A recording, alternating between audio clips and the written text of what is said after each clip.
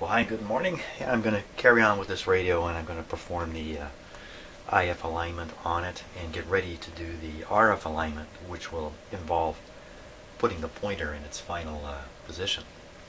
But at the end of the last video on this radio, the lights went out in my shop.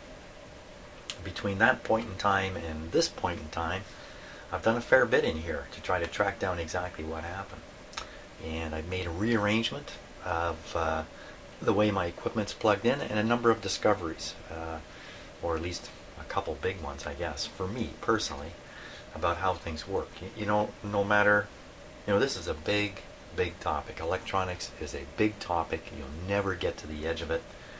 So there's always room to learn more, and occasionally, certainly in my case, since I'm essentially self-taught on all this work, I can have a significant gap in my knowledge that has not been filled because I just haven't run into a situation to fill it yet, even though I've been doing this for decades and decades. So, of course, I've only been doing this seriously for a few years, but I had been dabbling around in this stuff since I was a kid. Goodness knows how it is I'm still alive at this point, but somehow I made it through all those shocks and crazy things I did when I was younger, much younger. All the while thinking I know what I'm doing. I guess that's a personality trait that you need in this kind of work. And lots of things. You need the kind of personality that will keep you moving forward even when many other people are running in the other direction. Okay, let's hear it for personality defects. Good. Now, here's the situation. I still haven't figured out exactly why the lights went out in my shop. I don't feel 100% comfortable with this situation, and I'm going to show you without spoiling the video I'm preparing on this shop situation itself, which I may have already posted by the time I post this one, or I may not have. Let me just show you where I'm at here. So, and I'm not going to get deep into this, but you see my voltmeter here. It's turned to 200 volts AC, so we're ready to measure AC. I have one lead. You can just see it on the edge of the camera shot. I just have it here. I'm ready to just jam it. Whoops, let's just move the camera a wee bit. I'm just going to make contact with a grounded piece of equipment. This is a green wire grounded piece of equipment here. Okay, and you can see my meter is not really doing much of anything because the other end is open here. The other end, I'm going to remove this end because I'm going to be blocking the camera. And I'm just connecting the other end of my voltmeter to the ground, what would be called the ground connector, or I would have called the ground connector. Now I don't want to call it that. I don't know what to call it. And to my VTVM. Now, keep your eye on this meter. So, is there any voltage between this ground connector, and actually I can use this one here. This is the ground connector to my signal generator. Okay, and the signal generator is 3-wire grounded. The VTVM is a 2-wire transformer machine. So I put that on there. Okay, I see 10 volts. That would not concern me. That 10 volts doesn't really mean anything. If it's at 122, line voltage, well, that would catch my attention. But 10 volts, even 50 volts, for instance. Let me show you another meter over here. Just off to the side, I have another VTVM, which I don't normally use, and it's plugged in. Let's just building this up. I'm building this up for you. Here we go. So I touch it to the ground terminal here, and what do you get? Okay, so you get about half the line voltage. That tells me something. The voltages in this range, 40, 50, 60, 70, 80. This is 80. Let me turn it on now. Turn it on. There's around 50 volts. So this suggests to me that there's a capacitor connecting the line to the case, but I'm not 100% sure, but that's what's going on in my head here. Okay, so I'm not surprised to see this. This is the kind of thing you would see if you tried this chassis on this radio, which is connected to line through a capacitor. You would probably get this kind of mysterious number, halfway between 0 and 122. Kind of weird. So let's, that's weird. This is weirder. I'll put this over here. Let me turn off this meter. Put it on this meter. Connecting to this clip is just like connecting to the case, the box here. It's all connected together. There's the 10 volts. Now I'll turn this on. It's almost 150 volts there. I can't explain that. I don't know what's going on. Something weird is going on though. And is this part of the picture of what happened in my shop when the lights went out? Could be. So I'm in the middle of trying to examine and understand this fully. I'm really very anxious about this. Because, wow, there's no slot in my brain that this fact is fitting into nicely. So what I'm going to do, because I got to continue with the work on the radio, is I'm not going to use this meter. I'm going to set it aside. I'm just going to rely on my digital meter, which isn't as much fun to use, until I know what's going on with this. Maybe it's a leaky capacitor in there or something like that. I don't know. I don't know yet. Okay, so, but we can do the alignment. I don't even need this meter. The meter I really want to use is this guy here. Let me get him up. There he is. This is the guy I really want to use here. And I really don't want to use a digital meter when I'm doing an alignment, because it's much nicer to watch a pointer move up and down than it is a bunch of numbers flashing at you. Much nicer. So, okay, so I'm going to plug this guy in. Now, just because I've become a scaredy cat, we'll now look for voltage between the chassis or the case or the negative terminal of this meter and the signal generator, which we will be using. So here's the signal generator. Ground. Here we go. 0, which is what I want to see. And that, of course, has to be the case, because both these pieces of equipment, this one here, and this guy here, this big guy up here, are 3-wire machines. They have a third prong, so they have a green wire ground connection. I'm learning to talk with the right terms and words so that the chance of somebody being confused about what I'm saying is lowered, including my own confusion. So that's what I want to see. 0. Fantastic. If I turn this on, it's not going to change. Yeah, fantastic. And just to be absolutely clear, before I thought my shop was completely unearthed in here, even the 3-wire devices, the 3-prong plug devices I have in here, I thought they were completely unearthed and separated from the power company neutral. It turns out, no, they weren't. So that's part of the story that's going to be in the other video. So I'm feeling mighty safe here with this meter. Of course, I was feeling mighty safe with the other one until the lights went out. So let's, now this meter I'm going to want to use to connect to the AVC point, one of the AVC points in the radio, preferably a low impedance point. Voltage I actually developed right in here. So we go back, there's a big resistor there.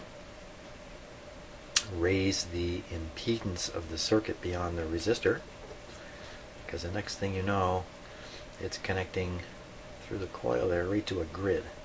And likewise down here, right to a grid, and likewise with an even more isolation, a megohm here, to the grid of this too. So if I connect my meter on this side of these big resistors, I'm connecting into a high impedance circuit, then probably my meter will lower the impedance and disturb the circuit. If I connect on this side of the big resistor, I'm connecting into the lower impedance side of this circuit, of the AVC circuit here, and my meter won't disturb the radio as much, or maybe at all. All I got to do, I got to find a point. I got to find that resistor, or some point in here I can connect on. I think pin 5 on the 7C6 would do it. pin 5. Pin 5 is going to one of the little rectifier plates in there.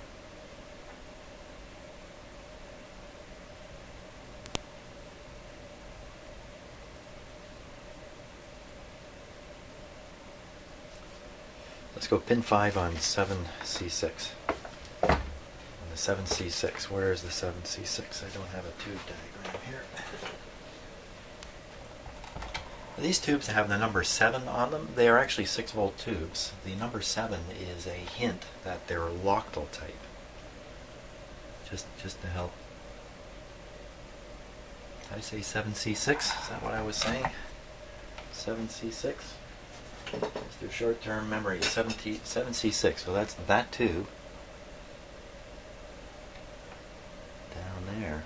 Okay, let's take a closer look here because okay, so now because of my experience with the lights going out here, I am maybe a little extra cautious in doing these things, but I'm going to just measure and check everything, so I'm not assuming anything. So I've already looked for voltage between the meter ground and the ground on my signal generator. It's no problem. And before I connect this into the radio, though, I want to make a few measurements between here and the radio with equipment switched on, switched off, all this kind of stuff. So this might drive you a little bit nuts, but I really I need some assurance here. So I'm hooking up the meter now to this meter's ground terminal. It's definitely grounded. This is a 3-wire machine. It's definitely grounded. In other words, this terminal is connected to the green wire of the power system in my house. So now let's take this side and we'll first check against the ground just to be sure. No harm in that. Okay, 0. This is switched. The power is off to the radio right now, so this radio is not connected to anything, I believe. Put that there. We get a 0. Hey, that's pretty reassuring. Now, I'm going to turn the radio on. I'm going to put the voltmeter on the same, this is the B- or the ground plane, I don't know what exactly to call it. B- is probably the proper term, especially considering that this radio is plugged into an isolation transformer, so relative to earth ground or the green wire, there is no voltage here. There's no relationship between the two. So we'll switch this on. Oh, this is the first time I think I've powered it up since I did a lot of monkeying around in here. Not with the radio, but with everything else. Here we go. Okay, I think we're doing good. See, the radio panel light has come on.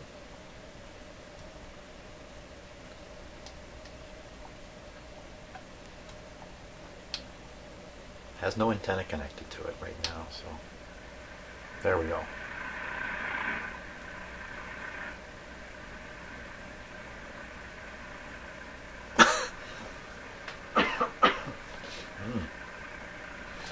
Now let's make the same measurement here.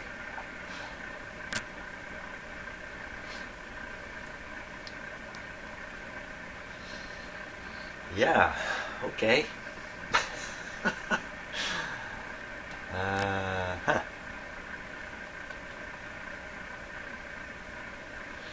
Okay, so this is a high impedance meter. It doesn't take much to drive this meter.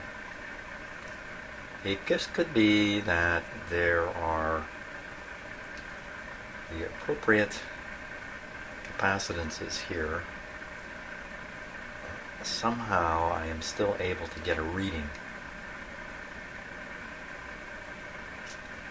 Oh my God, this is stupid. Okay. Well, in the old days, what I would do when I didn't have an isolation joint is I'd switch the plug around and carry on. Did I say isolation joint again? Holy smokes.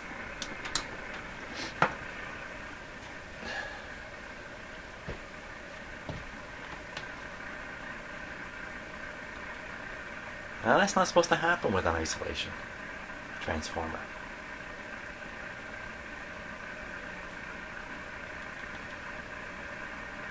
I'm being driven batty here, or this isolation transformer is not isolating anything at all. Okay, boy, I did not want to get into this kind of monkey business, but because, again, things are not making sense to me. Why switching that plug around? All this does is go to the secondary of a transformer. Why would it matter which way it's in there? There's more to the story here. Part of the story could be the wiring I did inside here. Now, I built this quite a while ago. I don't recall what I did with the green wire in there. So perhaps I've taken the green wire like a knucklehead and connected it to the white wire, which would be okay in normal circumstances, but not even okay. You really shouldn't have the green wire connected to the white wire except back at the fuse box. Okay, now what about the ground? What about doing this? I think this guy's safe. What? This other one has to go the same way. Has to behave the same way. It's the same green wire ground. You should see nothing. And if I flip this, we should see the shooting match there. Okay, hey, look at that. The prediction that finally came true. Okay, this will be the signal input. Radio may go quiet when I do this. A little quieter. And this is the meter, and we want to connect this to where we can monitor the voltage, and that's pin number 5 on this too. I'm going to do this. Should I do this live? No. Turn it off. You know, these clips can pop out of your fingers at times. They can suddenly rotate. They can make. You can clip them onto things, and then they will snap into a new position. So that's just a little risky, sticking that into a live radio. Okay, I'm happy. I'm a happy guy. Now, you can see this switch here is down, which means I've got my dim light bulb in the circuit. But I can also see that the voltage is almost 100%. This is a percentage meter, the way I have it set up. So when it's up here around 1, that means the entire line voltage is reaching the radio. Why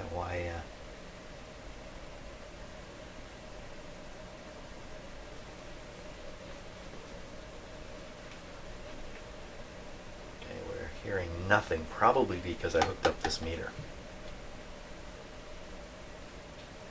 Now, here we go again. Turn the volume up. That might help a bit.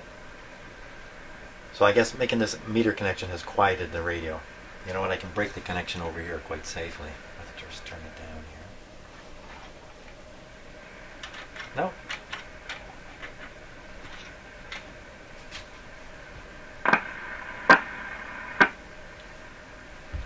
I don't know. Won't worry about it till we have to. Oh, okay, so here's the voltage reading here. Question is that really the ABC voltage? Let's see, it's very low. It's 0.1 volts full scale, so it's very low, 0.3 volts. We tune something in on the radio, you'll see that meter move, then we know it's the ABC. So let's see, the radio is tuned. Here, let me just look at the pointer for a minute. Okay, the radio's tuned around a megahertz, right? Yep. Look at the capacitor plates, and they're halfway. I can see them right here. They're halfway. So let's fire in. Yeah, 455 is what's supposed to go in there. Ay. Come to reality, Jimbo. Let's give it a little more juice. Now we're hearing it.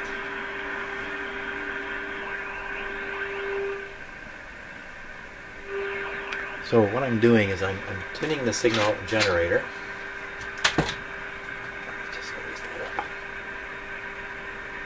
Around the 455 mark and listening to the radio. And what I would hope it would do is the sound would be would come up nice and smooth and then go off nice and smooth. It's not going to come up suddenly and then tail off slowly or something, or show up in two places. And most importantly, you want that peak to be showing up around 455. That's a way to kind of check to see how aligned the radio is before you start doing anything with it. So just kind of listening to it here. Reach across and get in front of the camera.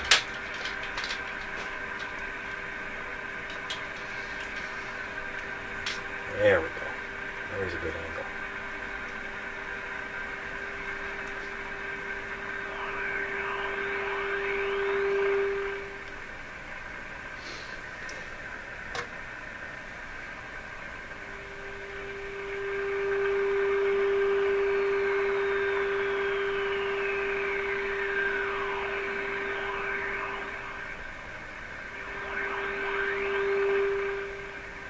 Okay, well, nice and smooth. Got the right kind of shape to it. One peak only.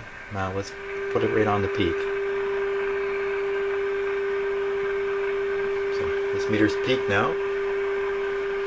450. Well, it's a little low. Not much.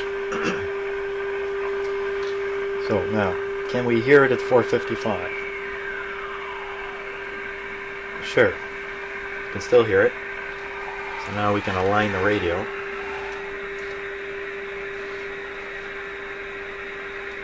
As I find a nice tool here.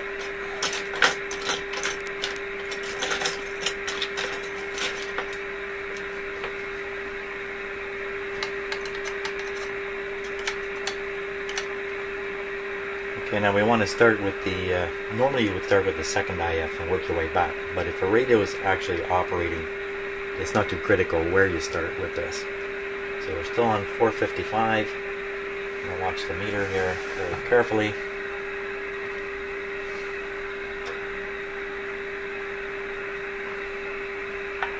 Just start here.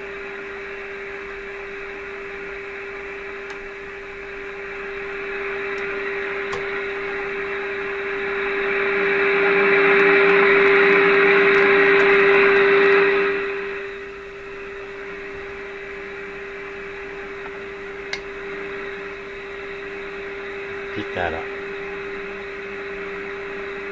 There we go. I'm going to try this one.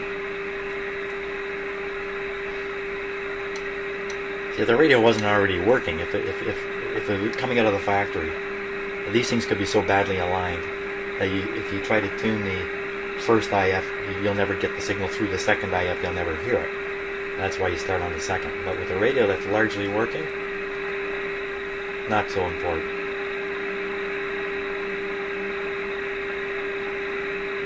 Pretty good lift on the voltage on the ABC voltage. I'll go back to the first one.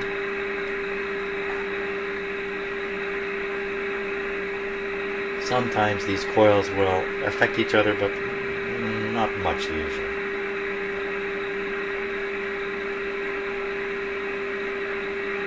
Okay, I'll go up on this one.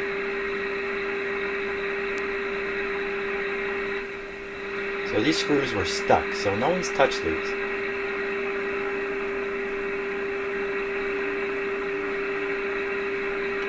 Okay, and the last one.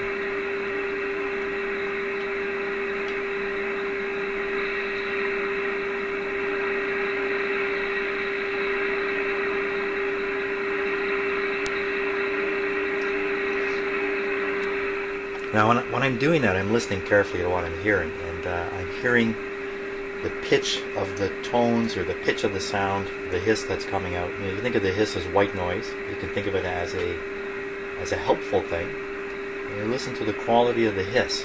I'll turn that again and you'll hear it. I can make the hiss include more high frequencies here. Listen. There. It's hard to tell, but there's more highs.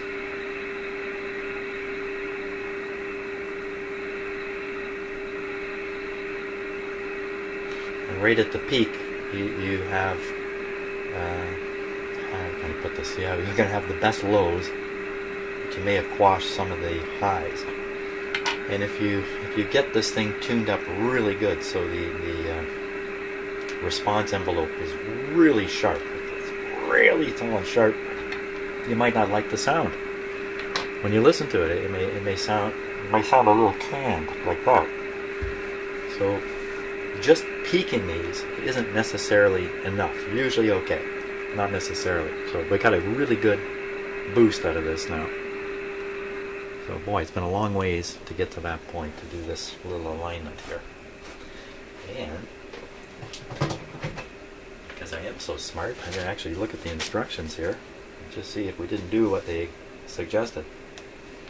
455 dummy antenna. I didn't put a dummy antenna on. Generator connection to go to the grid. I did that on the translator too. Trimmer function IF oscillator. So yeah, so IF just says IF. T2, T1. Adjustments in order shown. There you see T2 first, T1 second. But as I was saying, in a radio that's largely working. It's not that critical to do that. I might just go back and just touch them up a little bit, but I don't think there's going to be a problem. So we basically did what the instructions show. And all these radios are very similar when it comes to the IF tuning process. Let's just see if we can squeak a little more out of them here. So I'm watching this meter again.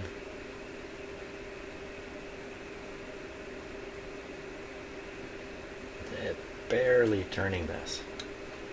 Yeah, I don't think we can do any better. So this is as sharp an IF response as we can get. I'm just right on that 9. I don't really see how I'm going to get any more out of this. Yeah.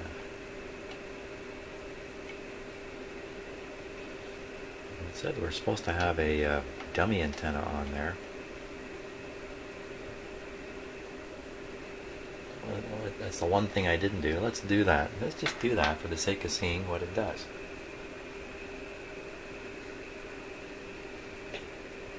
Oh, okay, so my antenna wires are suffering here. I've lost the little clip on. Oh, here it is. Little clips come off the wire here. These wires are ready to break off anyway. They need to be resoldered. As usual, any parts that get worked, moved, twisted, turned, pulled, yanked, anything like that, those are all parts that can suffer some kind of mechanical failure.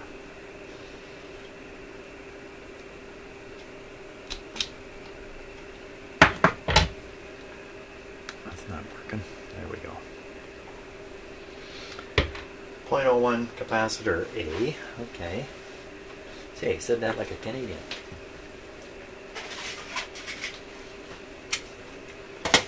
A little 0.01. Some nice quality 0.01 capacitors right here.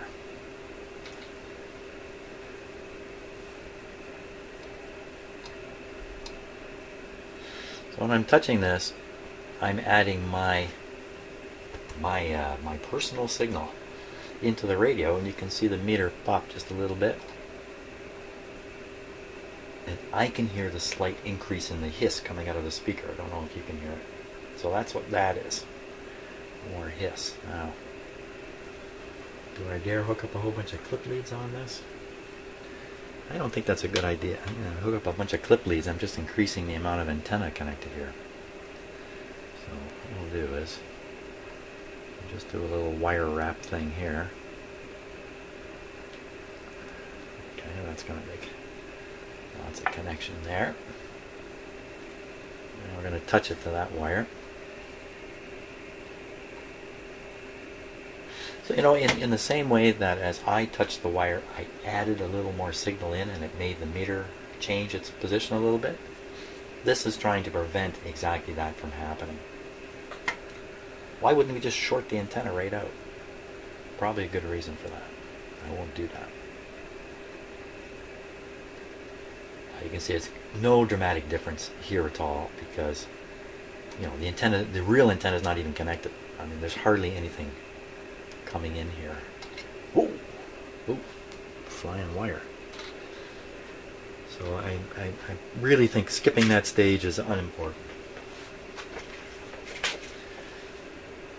Although I did take the time to test that, didn't I? Okay. The next step on the alignment now is to get the pointer pointing properly. And that means putting the pointer on and putting it in position and all that kind of stuff. So I think that's going to be the topic for tomorrow's work. I'm going to say that's enough for today. I'll say that. That's enough for today. Hey, thanks for watching. Hope you're finding these interesting and fun. And I am reading comments. Even if I'm not replying, it's just a time issue for me. So, and I will eventually post a video. Oh, by the way, I'm going to post a video on the shop grounding situation in here as soon as I think I understand it well enough. And an explanation for why the lights went out, which I really don't have yet. And I have another special one-off video I'm preparing back from the early 90s, late 1980s. Yeah, I've got something interesting to put on, but I'm working on that. Anyway, see you on the next video. Thanks so much for watching, and have a great day.